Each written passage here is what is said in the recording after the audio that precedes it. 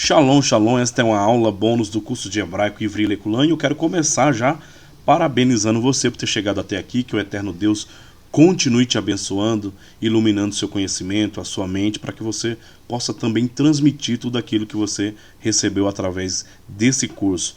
Hoje nós temos uma aula especial, uma análise exegética de Shemot, capítulo 3, versículo 14. Então fica atento aí, papel e caneta na mão. Você percebeu que nós começamos o curso falando papel e caneta na mão e vamos terminar o curso com essa mesma frase, a frase célebre, papel e caneta na mão, anota tudo, não deixa passar nada, porque eu tenho certeza que vai ser muito útil para a sua vida intelectual, ok? E espiritual também, não é? Então vamos lá. Qual é o significado do nome Shemot? Eu já trouxe mais ou menos uma síntese sobre isso no início do curso. Eu expliquei que a nossa Bíblia ela tem uma influência da Septuaginta, que é a tradução do Antigo Testamento do hebraico para o grego. Mas os nomes das Septuagintas eles são extraídos da ideia central do livro. E os nomes em hebraico são extraídos a partir do primeiro versículo do livro. Por exemplo, Bereshit, que é Bereshit bara Elohim et Hashamayim vet haaretz, que é o primeiro versículo de Gênesis. Tem Ele Shemot, que é estes são os nomes. Tem Vaikra, que é e chamou Deus a Moisés, Vaikra, e chamou. Aí depois tem Bamidbar, que é no deserto, é o livro de números para nós, e por fim Devarim, que é Deuteronômio, né? Então o livro de Êxodo em hebraico é Shemot. E Shemot não tem a ver com a proposta de saída, mas Shemot vem de Shem. Shem significa nomes e Ot é plural de nomes, é nomes no plural. Então é a forma como você é chamado. Por que esse livro é chamado de nomes? Porque o texto começa dizendo: esses são os nomes dos filhos de Israel que desceram ao Egito por meio de Jacó. Não é? Êxodo capítulo 1 e o versículo 1 começa com essa expressão Ele Shemot. Estes são os nomes dos filhos de Israel que entraram no Egito com Jacó. Então, como o título do livro é extraído a partir do primeiro versículo do livro, Shemot seria os nomes, porque aqui revela os nomes dos filhos de Israel que desceram à terra do Egito, mas não para por aí. Também tem uma revelação de Deus a Moisés sobre quem de fato ele é, e é isso que nós vamos estudar aqui no decorrer desta aula, tá ok? Então vamos lá? O contexto da narrativa. É importante nós centralizarmos as ideias, porque o capítulo 3 do livro do Êxodo, ele está dentro de um contexto imediato, mas também de um contexto remoto. Ele faz parte de dois contextos. Tem duas pernas que sustentam ali o corpo do capítulo 3 de Shemot. A primeira é de um contexto remoto e a segunda é de um contexto imediato. O contexto remoto é que Deus estava trazendo à tona a Moisés uma promessa que fez a Abraão, que nós vamos discorrer aqui daqui a pouco.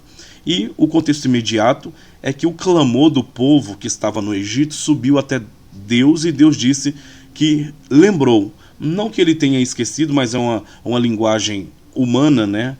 Deus fala que lembrou da promessa que fez a Abraão, porque lembrar em hebraico é colocar em ação aquilo que estava pausado ou paralisado. Como Deus decidiu agir, significa na mentalidade antiga que Deus lembrou, como se ele tivesse esquecido, mas não estava esquecido, porque Deus não esquece, não há falha na sua memória. O eterno Deus, ele não tem lapsos na sua memória, não. Ele tem uma memória plena.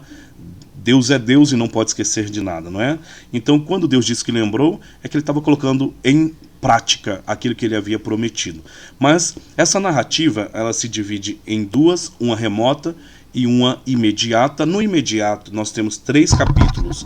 O que nós estamos analisando aqui é o capítulo 3. Então, no capítulo 1, o texto começa dizendo que o novo faraó que subiu ao Egito, ele não conheceu a José. Tem duas possibilidades: não conhecer literalmente e o não conhecer como ignorar uma história de José. É quase impossível se nós pensarmos em esquecer a história do José, porque o Egito só é Egito porque o José, ele foi uma figura importante ali para a administração do Egito antigo ali, não é? Então é quase impossível, mas se o texto abre essa possibilidade para o esquecer literal, nós podemos pensar dentro desses dois âmbitos aí, o que fica mais confortável para analisarmos o texto. Então esse novo faraó não lembrando do José, não conhecendo a José, começa a colocar fardos sobre os hebreus que estavam no Egito, devido ao fato que ele estava percebendo que o número dos hebreus estavam aumentando muito, e isso gerou nele uma certa insegurança. Ele acreditou que os hebreus poderiam se unir às nações rivais da potência do Egito para tomar do Egito seu poder. Então eles começaram a ficar inseguros, e o faraó deu uma ordem de matança para todos os meninos que nascessem dos hebreus e deixasse apenas as meninas, para que elas crescessem, casassem com os egípcios e aumentasse a força e a própria aliança. Como é que os hebreus vão lutar contra os egípcios, sendo que as famílias estavam se misturando, havendo uma miscigenação ali no início? Então, por haver uma mistura de famílias, como é que eles vão lutar contra a sua própria família, não é? Então, essa era a estratégia do faraó, mas o texto diz que as parteiras que estavam ali no Egito eram hebreias, e por temer a Deus não quiseram matar os hebreus, porque sabia que esse povo está debaixo de uma promessa, de uma aliança feita com Abraão, que Deus disse: eu vou abençoar quem abençoar vocês, e vou amaldiçoar quem te amaldiçoar, Deus falando para Abraão, né? Então, quem vai contra o povo de Deus, vai contra Deus, e quem vai contra Deus se dá mal sempre, não é? Então Deus, ele deixou muito claro isso na promessa que ele fez a Abraão, e agora o novo faraó está querendo botar fardo nos ombros dos hebreus para que eles trabalhem mais e não tenham tempo de coabitar com as suas esposas e gerar mais filhos hebreus e tomar o Egito. Então eles começam a aumentar a carga horária do trabalho, mas o texto diz que quanto mais eles trabalhavam e eram afligidos pelo sistema egípcio, ali pela ordem do faraó, mais esse povo crescia, multiplicava e enchia a terra, porque essa foi a promessa que Deus fez a Abraão, a Isaac e a Jacó. No capítulo 2, o Moisés nasce, você conhece, ali na transição, Moisés é encontrado pela filha de Faraó, que a tradição diz que ela é Termut, né? Dá esse nome a ela, Termut, ou Termut, era a filha do Faraó. Ela encontra Moisés junto aos juncos ali no Nilo, pega Moisés, dá o nome a ele de Moshe, e Moshe significa tirado das águas, literalmente, porque Moisés foi tirado das águas. Ela procura alguém que pudesse, uma imã, né, uma mãe. Miriam deu a ideia para Termut que havia uma varoa hebreia que poderia cuidar do Moisés, e chamou sua própria mãe. Ou seja, Moisés voltou para os braços de Joquebede, sua mãe, foi criado ali no Egito, mas quando ele cresce, ele comete um crime diante das autoridades egípcias, porque ele matou um varão egípcio que estava lutando contra um varão hebreu, e no outro dia ele escondeu na terra. Você conhece essa história, estou fazendo só uma síntese bem rápida aqui para nortear o contexto narrativo de onde eu quero trabalhar junto com vocês. Então ele mata um varão egípcio e esconde na areia. No outro dia, quando ele vê os varões brigando novamente, ele vai tentar apaziguar. Eles olharam e disseram: não foi você que matou uma pessoa ontem aqui, enterrou na areia, você está querendo ter moral para falar conosco? Moisés descobriu que a notícia já estava espalhando e teve que sair do Egito foragido, mas tudo isso fazia parte do plano de Deus para a vida de Moisés, não dele ter que matar o egípcio, mas dele ter que fugir do Egito para o deserto. Fazia parte do plano de Deus, porque foi lá que o Senhor Deus decidiu se revelar de forma clara para o Moisés. Então, quando Moisés sai do Egito, vai para o deserto, ele conhece a sua futura esposa, né, filha de Jetro. Ele ajuda ela e outras que estavam com ela ali no poço tirando água. Moisés ajuda, depois posteriormente se casa e se torna pastor das ovelhas de Jetro, o seu sogro.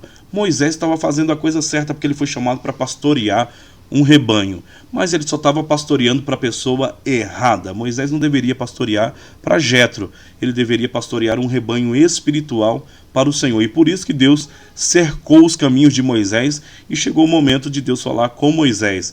O clamor do povo, da aflição do povo, chegou até Deus, e o povo dizia: Senhor, tu nos disse, o Senhor não prometeu a Abraão, Isaac e Jacó que nós viveríamos em uma terra que mana leite e mel, não é?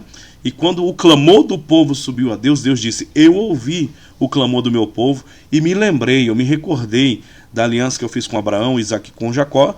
Portanto, eu desci agora para cumprir essa promessa que eu havia feito. E é dentro desse contexto que o texto diz no capítulo 3 que o Moisés estava conduzindo o rebanho para o lado ocidental do deserto e chegou até o Monte Horebe, Monte de Deus. Ali era o Monte de Deus porque foi consagrado por Deus, é o que nós vamos trabalhar aqui no próximo slide.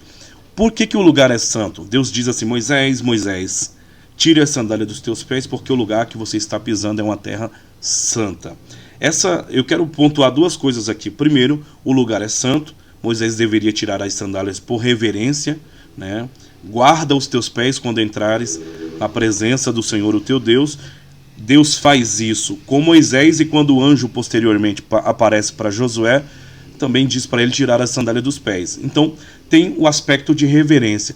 Mas no livro de Ruth também está escrito que quando o Boaz foi interceder pela Noemi, que havia perdido tudo, e o Boaz é um parente próximo de Elimeleque, né, o esposo de Noemi, que havia falecido nas terras de Moabe. Quando quando Boaz viu que caiu sobre ele a tarefa de restaurar a Noemi, ele sabia que havia um outro parente que era mais próximo a Elimeleque do que ele mesmo, e ele não poderia ajudar de forma direta, intervir, se tivesse um parente mais próximo do que ele. Então, como havia um parente mais próximo, ele foi até ele e falou assim: você pode restaurar a Noemi?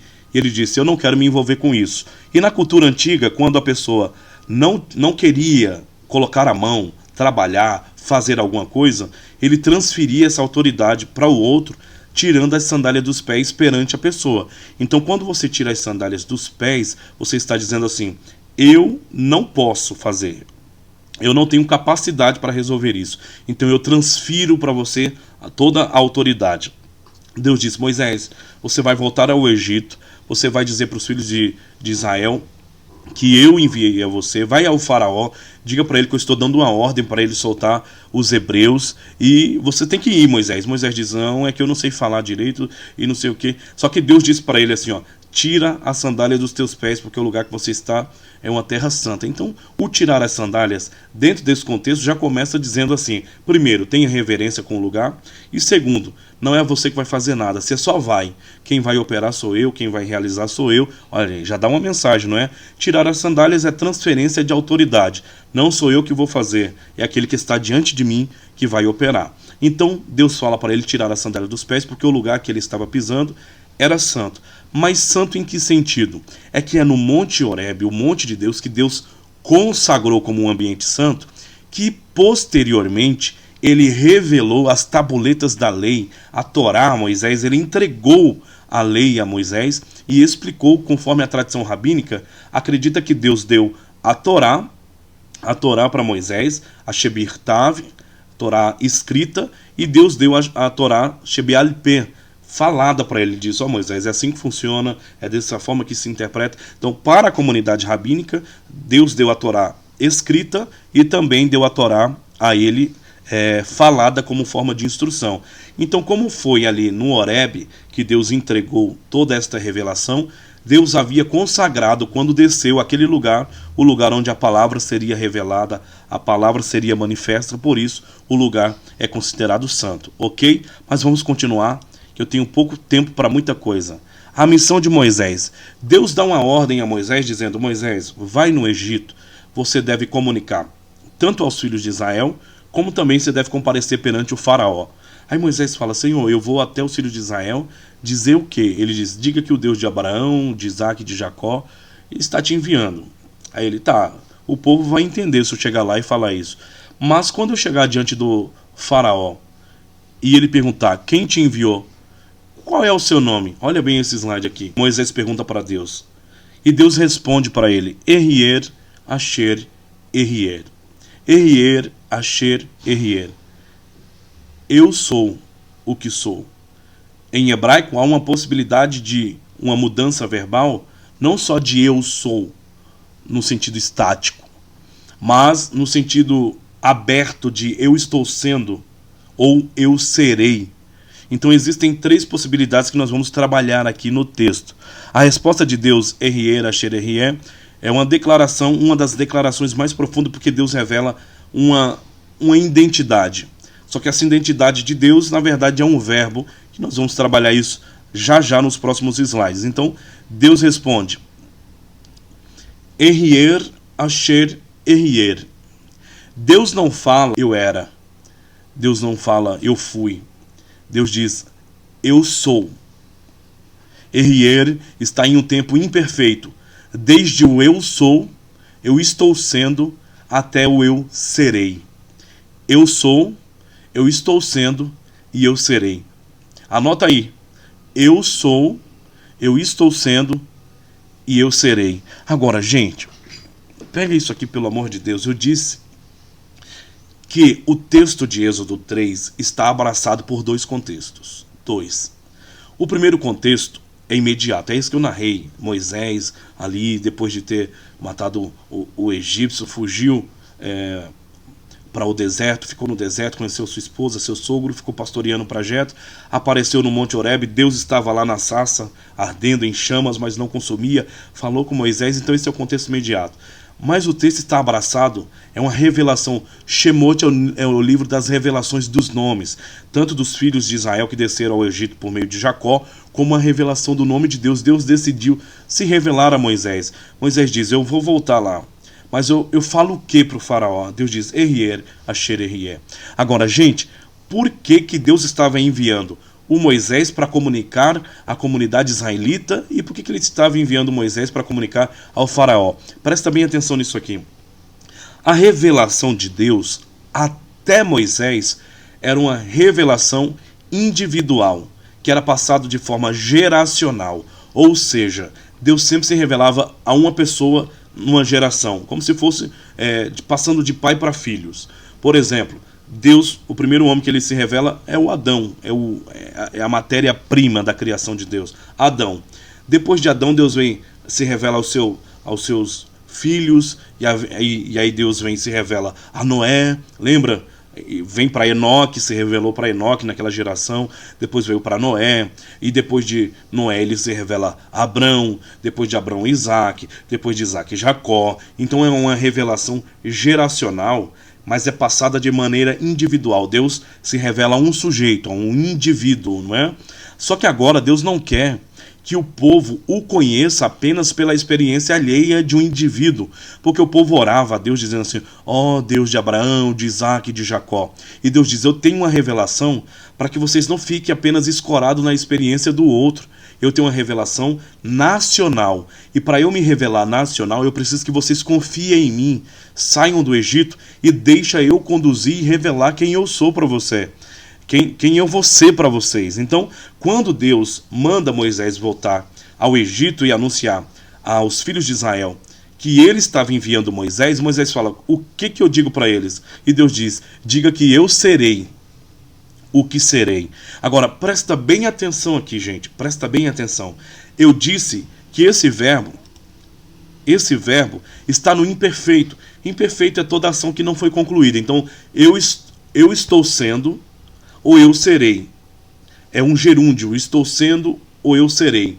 Então, se Deus está sendo, ou será, que é o presente, né? Sou, estou sendo, serei. Se Deus está conjugando no imperfeito, ele estava se revelando como um verbo e não como um nome comum. Ele diz, eu sou uma ação verbal. Eu sou, eu serei, eu estou sendo. Então existem três possibilidades, eu quero que você anote isso aqui. Deus poderia dizer, eu sou o que sou, é válido. Deus poderia dizer, eu serei o que serei, também é válido. Mas Deus poderia estar dizendo, eu sou aquele que serei. Eu sou aquele que serei. Como que isso funciona? Muita atenção agora. Existe uma linha que divide eternidade do plano material, o eterno, o espiritual, do material, do passageiro. Existe uma linha, Salomão diz assim, há um tempo determinado para todo propósito debaixo do céu. Na linha de cima da eternidade, Deus já é completo, ele é um ser pleno. Mas ele só se torna conhecido quando ele rompe esta linha para revelar quem ele é. Deu para captar? Existe uma linha que divide a eternidade do plano terreno, o céu e terra, o eterno, o passageiro. Existe uma linha que divide. Salomão diz que há uma linha que divide todo o propósito debaixo do céu. Em cima tem o Kairos, embaixo tem o Cronos. No Kairos, Deus é um ser pleno. Deus é amor na sua essência, Ele é providência, Ele é salvador, Ele é pai, Ele é senhor, Ele é tudo. Mas Ele só passa a ser aqui embaixo nesse plano quando Ele abre uma brecha lá em cima, nessa linha, desce, revela quem Ele é, e a partir dessa revelação Ele será aqui embaixo o que Ele já é aqui em cima. Ele revela embaixo o que Ele já é em cima. Eu serei o que sou. Eu serei aquele que já sou. Para você, eu ainda não sou, porque eu preciso me revelar. Mas aqui no plano eterno, eu sempre fui. Eu sou o que sou. Dá para entender? Deus estava dizendo para a comunidade israelita: eu serei para vocês no futuro o que aqui na eternidade eu já sou no presente, porque lá não existe passado, presente e futuro. Então eu serei para vocês o que já sou. Eu vou me revelar para que vocês não orem apenas a partir da experiência do outro. Eu vou me revelar e vou ser chamado Deus de Israel. Israel, não só o Deus do Jacó, que é o Israel, mas o Deus de Israel como nação. Eu vou ser o Deus que eu vou me revelar no meio de vocês. A partir de então, não que eles tenham parado de lembrar da aliança abraâmica que Deus fez com Abraham, Isaac e Jacó. Não. Eles continuam guardando aquilo porque foi lá que começou o pacto. Existe uma aliança através do Abraão. Eles continuam invocando o Deus de Abraão, de Isaac e de Jacó. Mas agora, a partir de uma experiência nacional, Deus disse: eu serei para vocês o que já sou aqui em cima. E como aqui em cima eu sou providência, sou livramento, sou amor, sou Senhor, sou eterno, soberano, santo, eu vou me revelando para vocês. Então, todo o processo do Shemot, do Êxodo, é Deus se revelando para Israel. E para Deus se revelar, digamos que numa linguagem nossa, é impossível Deus se revelar para eles dentro de um ambiente totalmente confortável. Então Deus precisa levar para o deserto, porque quando eles falavam: eu preciso, Moisés, clama a Deus, Moisés, eu preciso do pão, eu preciso do alimento. Aí Deus dizia: eu sou pão. Eu serei um pão aí embaixo, mas aqui em cima eu sou o pão eterno. Então o povo dizia: Moisés, não tem água para beber, só tem águas amargas do rio Mara. Deus diz: eu sou água. Quando houve sede, Deus diz: Moisés, toca na rocha, eu vou fazer jorrar água da rocha. Então Deus será para o povo o que ele sempre foi lá em cima na eternidade. Dá para entender? Esta ação verbal que Deus revela para Moisés, ele estava dizendo: eu serei para vocês no futuro o que aqui em cima eu já sou, como uma realidade eterna. Entende? Então tem coisas que lá em cima já são concretas, aqui embaixo ainda precisa se revelar, não é? Tem coisas que já aconteceram lá em cima no plano eterno, mas aqui embaixo tem um tempo. Por isso que Salomão disse que tem um tempo determinado para todo o propósito debaixo do céu. E o que Deus faz para revelar quem ele será aqui embaixo, aquilo que ele já é lá em cima? O que Deus faz para revelar o que ele será aqui embaixo, para se revelar aqui embaixo aquilo que ele já é lá em cima? Para Deus descer, isso nós chamamos, dentro do campo da teologia, como condescendência. É o Deus que decidiu se revelar, porque o homem era incapaz de conhecê-lo sem que ele decidisse se revelar. Então Deus decidiu se revelar ao homem, rompendo. É como se fosse, eu costumo dar esse exemplo, o editor não tem a timeline, a linha do tempo da história. Você que já é familiarizado com a área das edições dos vídeos, você sabe que existe uma linha do tempo. Quando você comete algum erro ali, ou de gravação, e você precisa editar o vídeo, o que você faz? Corta um pedaço, corta o outro, unificou a timeline, você tem uma história manipulada, não é? Então, a humanidade está vivendo aqui num tempo chamado Cronos.